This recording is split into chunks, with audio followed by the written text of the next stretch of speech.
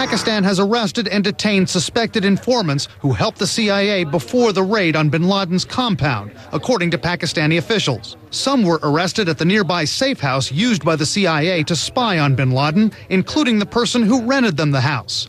The response from Washington? It's not always an easy relationship, but it is a vital one. A Pakistani official says the arrests took place shortly after bin Laden was killed. I spoke with CNN national security analyst Peter Bergen. How crucial was the pre-raid intelligence on the ground? I think it must have been crucial because, without that, you don't have a sense of who the courier connected to bin Laden is, when he comes and go, what his brother was doing, who else is in the compound, how many guards are there, if any. All the things you'd want to know. The New York Times, which first reported this story, says one of the informants was a Pakistani army major who recorded license plates of cars that stopped at the compound. The Pakistanis deny that.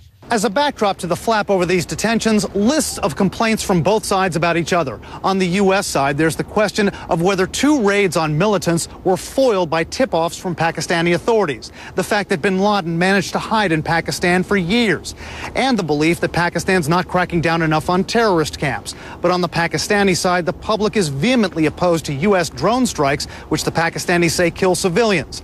The bin Laden raid was conducted by the U.S. unilaterally and without telling the Pakistanis. And in January, a CIA contractor killed two Pakistanis who he said were muggers. U.S. officials claimed diplomatic immunity in that case. House Intelligence Committee Chairman Mike Rogers says he had some candid conversations last week with top Pakistani commanders. He says he believes elements of Pakistan's military and intelligence services assisted bin Laden.